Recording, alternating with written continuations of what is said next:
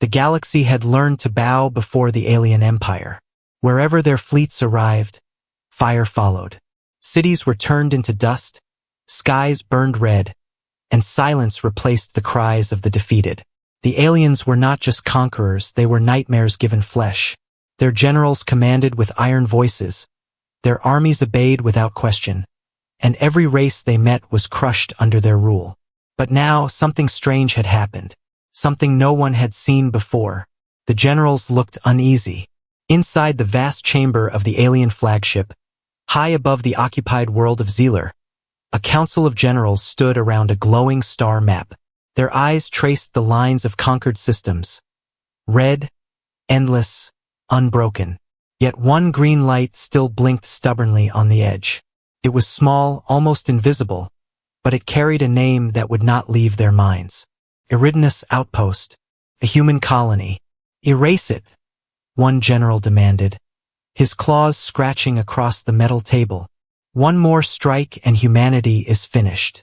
Their kind will be nothing but a memory. But another general did not answer at once. His eyes shifted, his hand trembled slightly. There are whispers, he said slowly. Whispers of a ship. They call it the Dreadnought.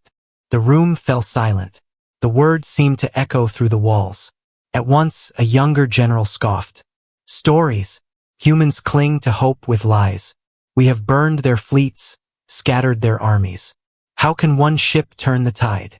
But no one joined in his laughter. The older generals remembered things. They remembered the stubborn human defense at Arcturus, where soldiers fought even as their cities burned. They remembered the Battle of Titan's Reach, when human pilots rammed their crippled fighters into alien cruisers rather than surrender. Again and again, humans had shown something rare, something more dangerous than numbers or weapons. They had shown a will that refused to die.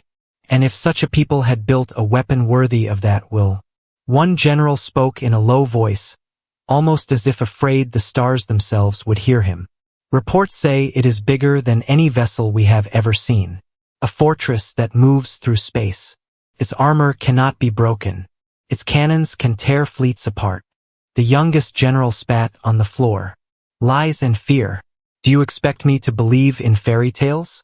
No machine can stand against the Empire. Yet even as he shouted, his eyes darted to the blinking green light on the map. He was not as certain as his voice tried to sound. Far from the chamber, alien soldiers also felt the change.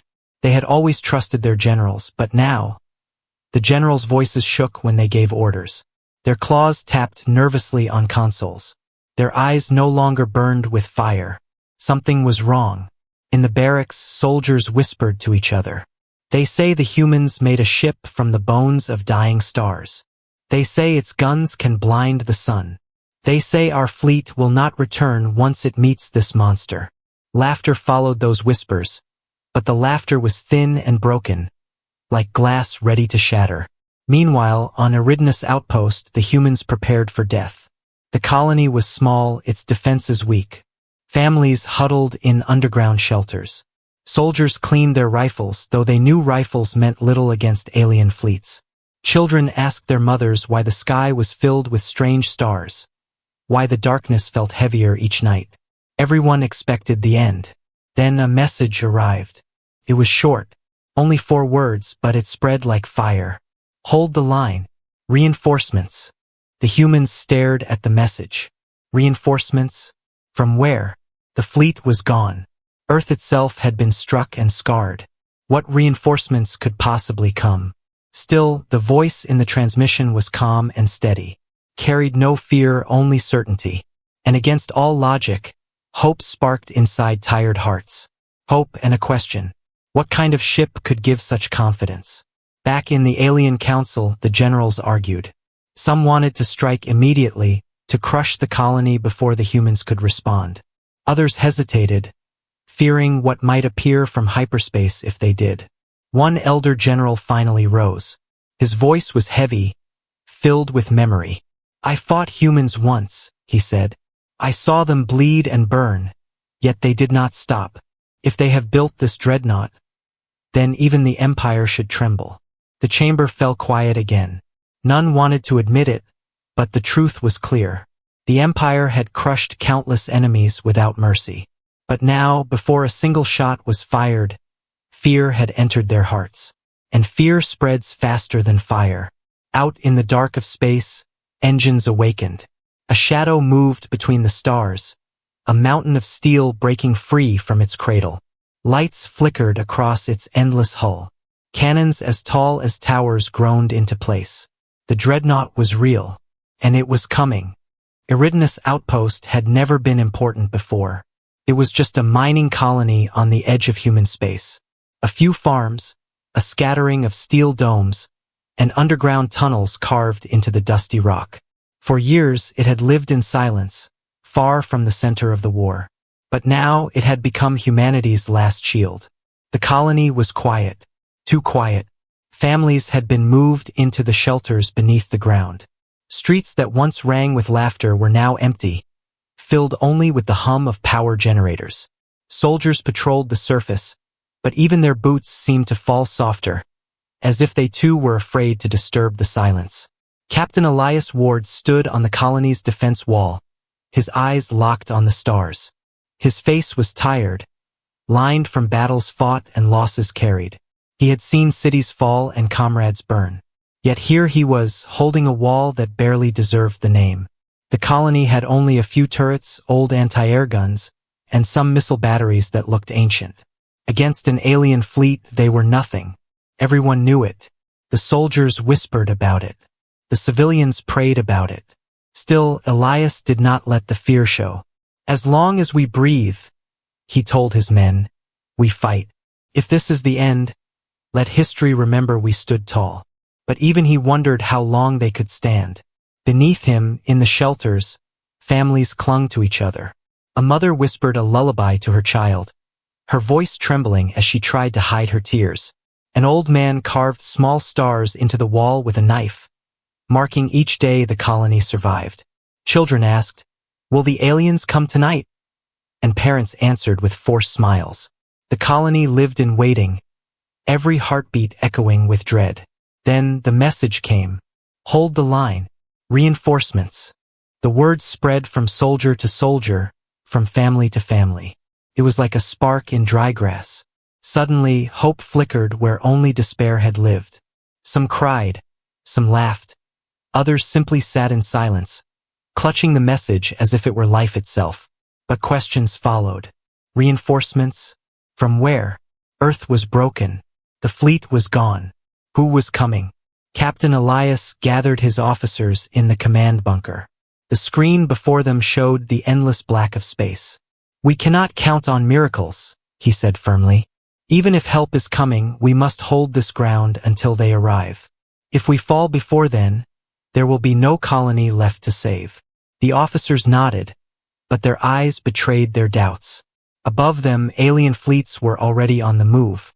The alien generals had delayed, arguing over the rumors of the Human Dreadnought. But orders had finally been given. Destroy Eridanus before the humans can react. Inside the alien warships, soldiers prepared for battle. Their engines roared, their weapons powered up. But unlike other campaigns, their voices were not filled with pride. There was hesitation even in their movements. The whispers of the dreadnought had reached even the lowest ranks. Some wondered if their fleet was flying into a trap. On Eridanus, the humans watched the skies. The sensors beeped warnings. Dozens of red signals lit up on the screens. Alien ships entering the system. The invasion had begun. Panic shook the shelters. Mothers held their children close. Men clutched old hunting rifles, even though they knew such weapons were useless. Some begged to flee, to take ships and scatter into space. But Elias's voice thundered through the comms. Stand firm. This is our home. If we run, there will be nowhere left to run. If we fight, at least we buy time, for Earth, for our people, for hope.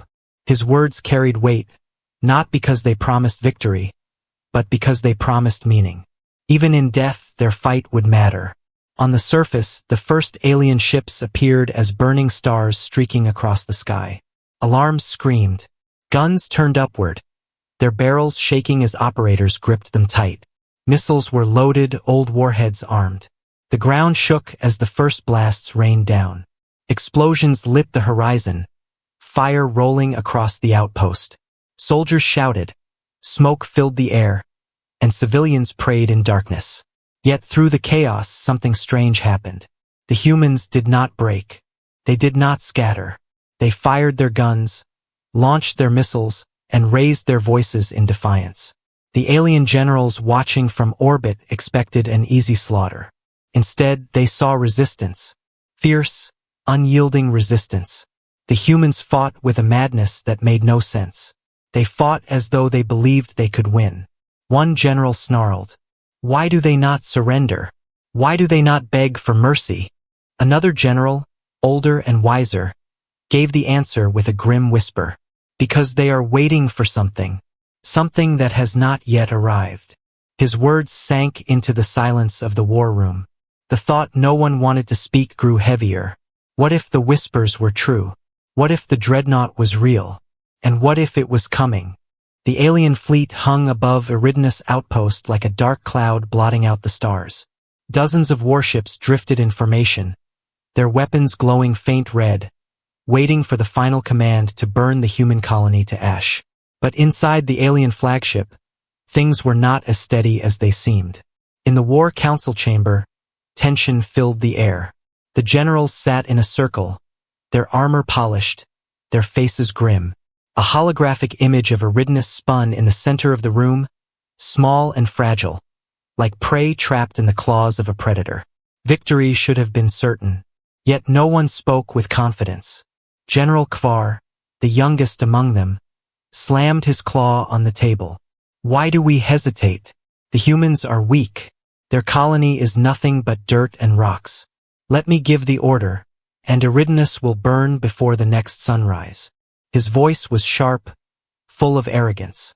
But the silence that followed did not agree with him. Finally, General Threx, the oldest and most scarred of them all, leaned forward. His voice was deep, almost like a growl. "You speak quickly, Kvar, but you do not listen. Have you not heard the whispers?" Kvar sneered. "Whispers, rumors, lies spread by desperate humans." Threx's eyes narrowed. "Not only humans whisper. Our own scouts whisper. Our own soldiers whisper. They say a ship has been seen moving in the dark. A ship larger than any fortress. A ship humans call the Dreadnought." The word fell heavy in the chamber. No one wanted to hear it, yet no one could ignore it. General Vorik shifted uncomfortably in his seat. His claws tapped nervously against the metal. "We have crushed countless fleets. But this talk of a human warship spreads like fire. Soldiers are uneasy. Crews hesitate. Even officers question our strength." "It is fear," Threx said simply. "Fear poisons faster than any weapon." The council erupted in argument. Some generals shouted that the dreadnought was only a trick, a story to frighten them. Others insisted the humans could not build such a thing. They lacked the resources, the power, the genius. But a few, the cautious ones, argued that underestimating humanity had always been a mistake. General Threx raised his voice again, silencing them all. "I fought humans at Titan's Reach. I saw them throw themselves into fire rather than retreat. I saw them turn wrecks of ships into weapons. These creatures do not give up. If they have built even half of what the rumors say, then this war will not end the way we think." His words lingered like smoke in the chamber. Elsewhere in the fleet, the whispers spread even faster. In the barracks of the alien soldiers, quiet conversations replaced usual war chants. "I heard the Dreadnought's cannons can crack planets. They say its armor is made from the core of a dead star. My cousin swore he saw it once. Just a shadow in the void, and half his fleet never returned." Laughter followed those words, but the laughter was hollow, nervous. Soldiers sharpened their blades with shaky hands. Pilots checked their ships twice, then checked them again. Even the bravest among them avoided looking into the blackness of space for too long. Fear had found its way into the heart of the Empire's strongest fleet. Back in the command chamber, the argument reached a breaking point. General Kvar, furious at the hesitation, stood and bared his teeth. "Enough of this cowardice. I will not let a story stop us. Give me command, and I will strike this outpost now. When Eridanus burns, your whispers will burn with it. But Threx's old voice cut through his anger like a blade. And if the ship is real, what then? Kvar? What will you tell your soldiers when their guns break against its hull? What will you tell them when their screams fill the void? The young general opened his mouth, but no words came. The chamber fell silent again. Each general stared at the spinning green light of Eridanus on the map. Such a small, fragile dot. Yet somehow it held the weight of destiny. Finally, Vorik spoke, his voice heavy. We cannot show fear. If we retreat without battle, the empire itself will tremble. Yet if we attack blindly and fall, the empire will still tremble. Either way, humanity has forced us into weakness. His words were true, and every general knew it. For the first time in their long history of conquest, the empire was not united. They were divided not by weapons, not by politics, but by fear of one name, the Dreadnought. And as the alien fleet drifted above Eridanus, preparing for war, that fear grew. The soldiers who once believed themselves invincible now glanced over their shoulders, waiting for a shadow in the void. Because if the whispers were true, then even the Empire's mightiest fleet was already doomed. The night sky above Eridanus' outpost was burning. Alien ships filled the heavens, their weapons flashing like red stars. Explosions shook the ground, and fire rolled across the colony's fragile defenses. Soldiers fought desperately on the surface. Missiles launched, anti-air guns spat fire, and human fighters screamed into the sky like angry sparks. But for every alien ship destroyed, 3 more appeared. The outpost trembled under the weight of an enemy far too strong. In the command bunker, Captain Elias Ward stood with his officers, his face lit by the glow of failing defense screens. Keep firing, he ordered. His voice was steady, but his heart was heavy. He knew their weapons could not hold forever. Then suddenly all the alarms fell silent. The screens flickered. Sensors glitched. For a brief moment, the battlefield seemed frozen. Soldiers on the ground stopped shooting. Even alien ships in orbit hesitated. Something was entering the system. The stars shifted. A shadow emerged from the black void of hyperspace. At first it looked like a drifting mountain, a piece of a world torn free. But then its lights came alive. Rows of cannons glowed like fire. Engines the size of cities thundered as they lit the darkness. The Human Dreadnought had arrived. It was unlike anything seen before. Larger than the alien flagship, longer than a city, with armor so thick it seemed more like a planet than a ship. Its hull shimmered with energy shields that rippled like water across metal. And when its massive silhouette blotted out the stars, even the bravest alien soldiers felt their courage die. On the ground, the humans stared in silence. Some dropped their weapons, not in fear, but in awe. Children in the shelters pointed upward, their eyes wide. Is that ours? They whispered. Captain Elias felt his chest tighten. His voice was almost a whisper as he said, It's real. Above, in the alien flagship, the Council of Generals erupted in chaos. What is that monster? Kvar shouted, his face pale. It's impossible, Vorik muttered. No race could build such a thing. But Threx, the oldest general, only closed his eyes and said, The humans could, and now it was here. The dreadnought drifted forward, slow and calm, like a predator that did not need to rush. Its weapons hummed with power. The shields rippled with light. And then, without warning, its cannons fired. The first blast tore through space like a spear of white fire. An alien cruiser vanished in a single flash, shredded into dust. The shockwave rippled across the fleet, shaking smaller ships like toys. Another blast followed. And another. Each shot was a storm. Alien destroyers exploded in chains of fire. Battleships that had once crushed worlds now split apart like glass before a hammer. Panic swept through the alien ranks. Pilots screamed into their comms. Captains tried to rally their crews, but everywhere they turned, death followed. The dreadnought's weapons were too many, too powerful, too precise. On the ground, the humans cheered for the first time. Soldiers raised their rifles and shouted. Families in the shelters cried with joy. For years they had known only defeat, but now they saw victory with their own eyes. In the command bunker, Elias spoke into the comms. To all forces, hold your ground. The dreadnought fights with us. And those words lit a fire in every human heart. Above, the alien generals fought to regain control. Kvar demanded the fleet regroup. Vorik screamed for reinforcements. But Threx stared at the dreadnought in silence, his face carved with dread. "We are not fighting men," he whispered. "We are fighting legends." The dreadnought advanced, slow and steady, its cannons lighting the dark. Alien ships scattered before it like prey. Entire formations broke apart. Warships that once terrified whole planets now fled in panic. For the first time, the alien empire's greatest fleet knew what it felt like to be hunted.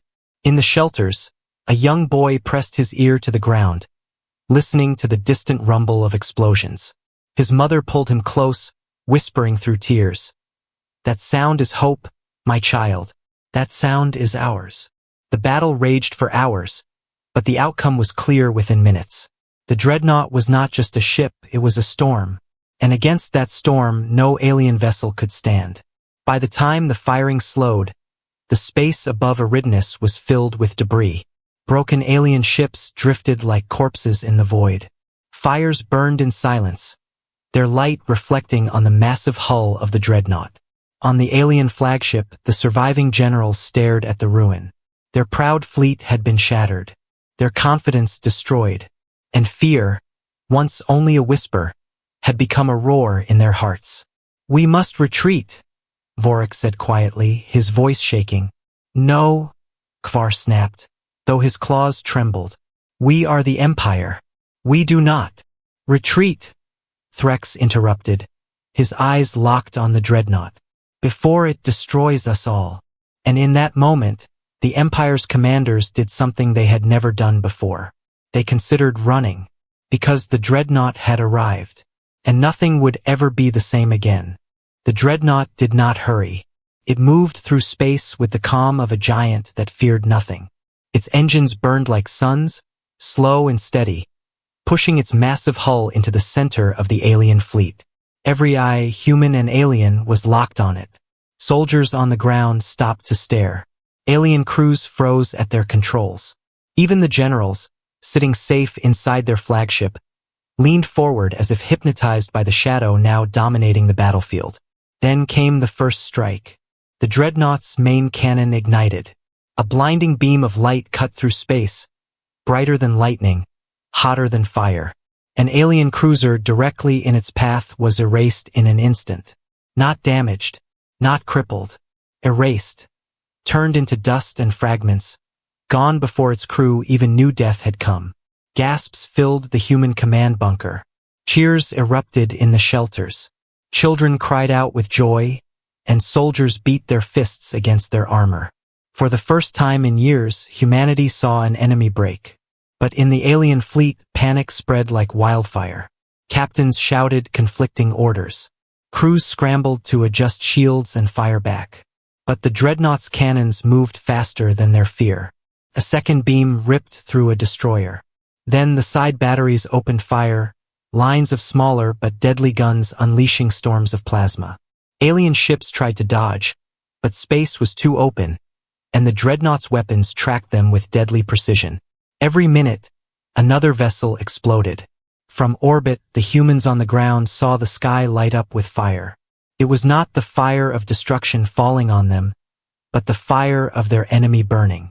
Hope swelled in their chests. Captain Elias Ward stood tall in the bunker, his voice rising over the comms. "Look at them. They are falling back. This is the power of humanity's will. Fight harder. Every second we hold, the dreadnought turns the tide." His words carried across every channel, filling tired men and women with strength. On the surface, they raised their rifles again and pushed back alien ground troops that had landed. The humans fought with the sound of victory ringing in their ears. But the battle was not yet over. On the alien flagship, the generals struggled to keep order. Kvar slammed his fist into the console. "Fire everything. Focus all guns on that ship," Vorik hissed. We have already fired. Our weapons strike its shields and vanish like rain against a mountain. Then board it, Kvar screamed. Send our best. If we cannot break it from outside, we will cut it apart from within. For a moment, the chamber went silent. Boarding the dreadnought was madness. The size was overwhelming. Its defenses were layered. And yet, what other choice did they have? Reluctantly, Vorik gave the order. Squadrons of alien boarding craft detached from their carriers and streaked toward the dreadnought, glowing like sparks against its colossal hull. Inside the dreadnought, alarms rang. Human marines armed themselves, waiting in steel corridors. Captain Elias watched from the bunker's live feed as the massive ship accepted the challenge. Hold fast, he whispered. Let them come. The first boarding craft struck. Explosions echoed across the dreadnought's outer hull. Alien warriors poured inside, their blades and plasma rifles flashing. But they found no fear waiting for them. They found humans. Marines armored in steel, standing shoulder to shoulder, their eyes burning with the fury of survival. The corridors became killing grounds. Gunfire thundered. Blades clashed against armor. Human soldiers shouted battle cries, while alien warriors screamed in rage. The dreadnought shook with the chaos of war inside its belly. But it was not only the humans defending. The ship itself seemed alive. Auto turrets unfolded from the walls. Doors sealed and opened with precise timing, trapping invaders in kill zones. The dreadnought was not just a weapon, it was a fortress that fought alongside its crew. Wave after wave of alien warriors fell. Their courage began to break. Some turned back, but the dreadnought's defenses cut off retreat. Others fought until they were surrounded, their last roars echoing through steel corridors before silence claimed them. On the alien flagship, the generals watched the feeds with horror. Their boarding teams were being slaughtered. The dreadnought was not only unbreakable, it was unshakable. Kvar's voice cracked with rage. This cannot be. We are the Empire. We are gods compared to these humans. But Threx, the oldest general, stared in silence. At last he spoke, his voice heavy with truth. No, tonight we are not gods. Tonight we are prey. Outside, the dreadnought fired again, its cannons tearing apart two more battleships in a single blast. The alien fleet wavered. Some ships began to pull back, breaking formation. Discipline collapsed. And as the humans watched from the ground, they saw something they had never dreamed possible. Alien warships, the same ones that had once crushed whole worlds, now fleeing. Captain Elias's voice trembled as he spoke. They're running. The shelters erupted with cheers. Soldiers on the walls fired their weapons into the sky in triumph. The sound of victory filled Eridanus' outpost. But in the Alien War Council, retreat was still unspoken. The generals argued, shouted, and demanded one more strike. Yet in their eyes, the same truth burned. Their fleet was breaking, and the dreadnought, calm and relentless, kept advancing. The battlefield above Eridanus was no longer a proud display of alien power. It was chaos. Flames and broken metal drifted through the void. Alien ships that once flew in perfect formations were scattered, running in every direction. The dreadnought moved among them like a predator in a herd, slow and steady, tearing down prey one by one.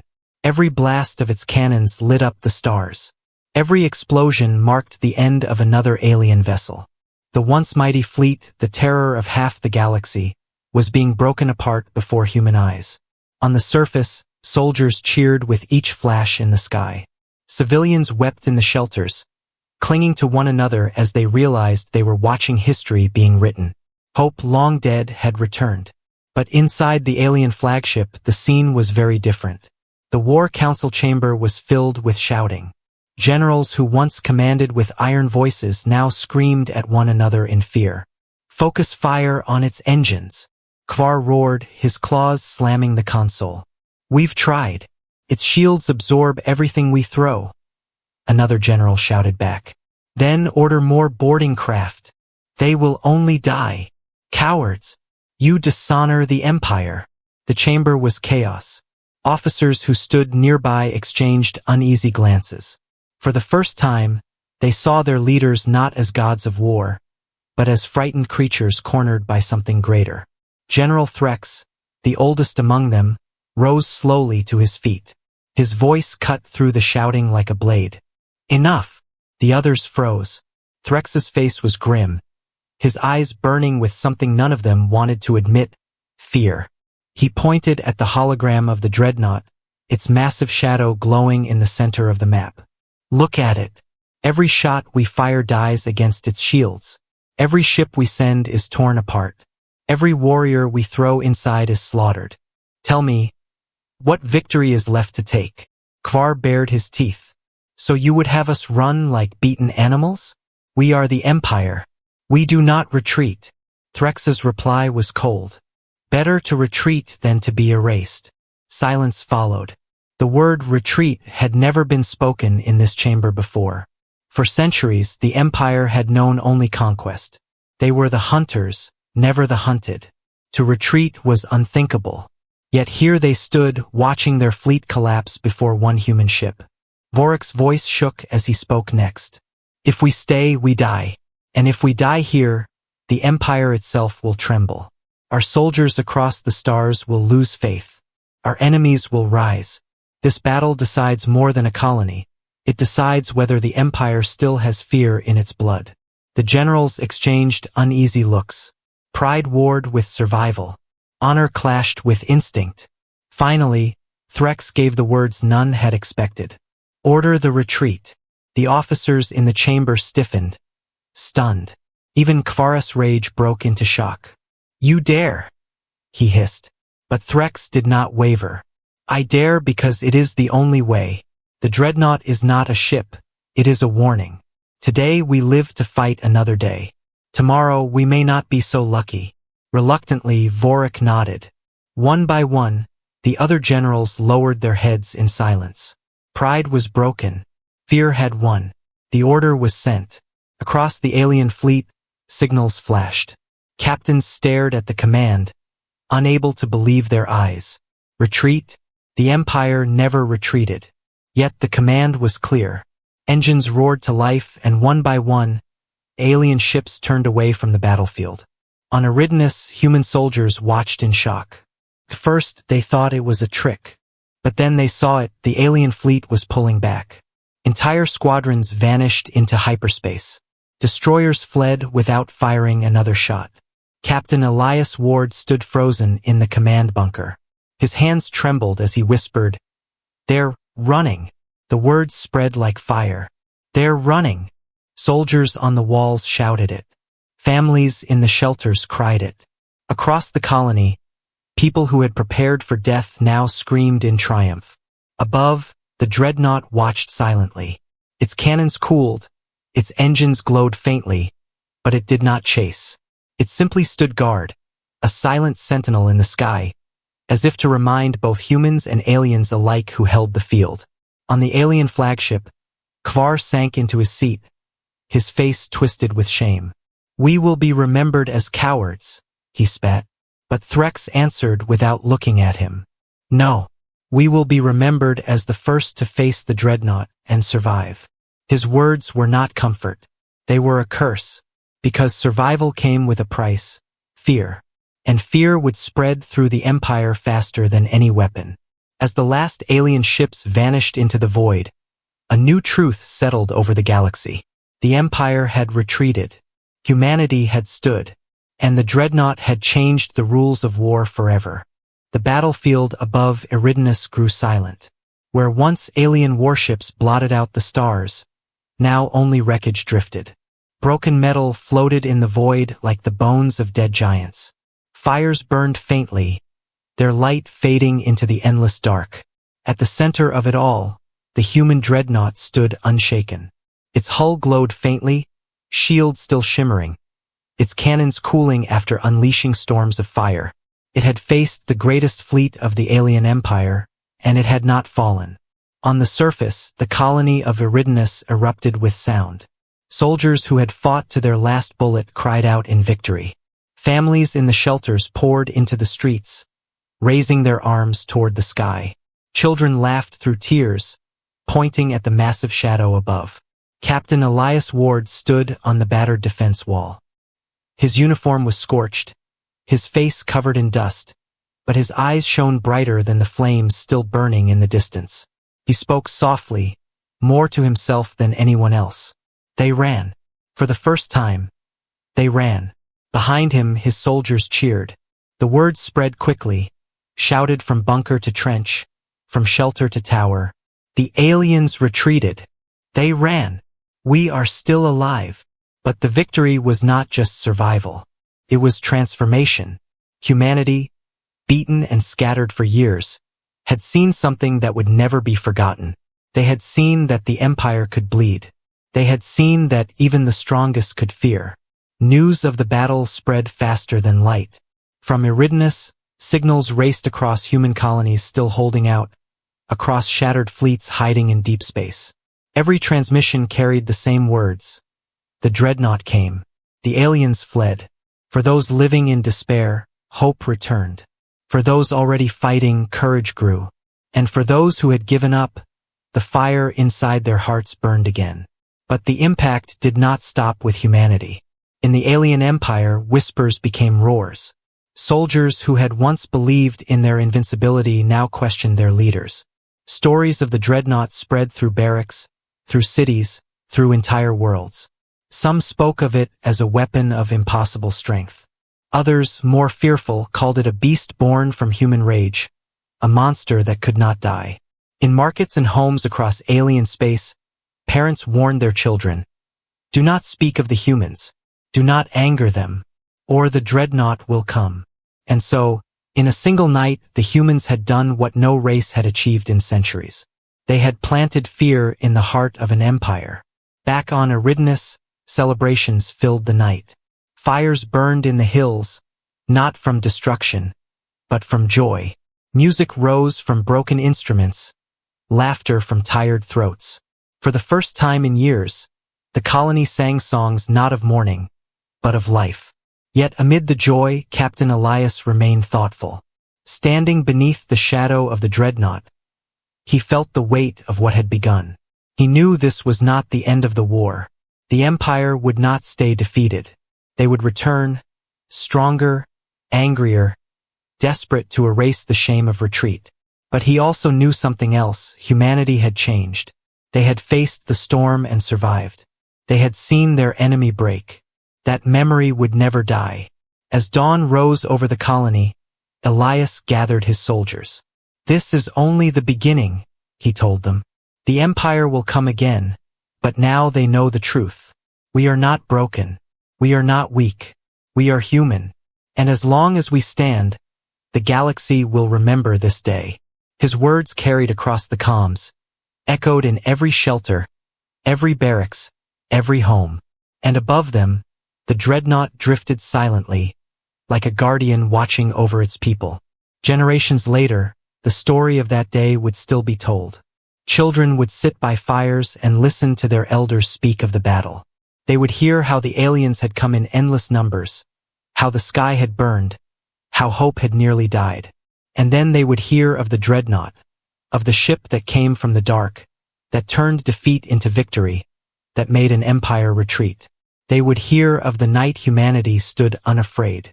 And across the stars, in every alien world, the same story would be told in whispers.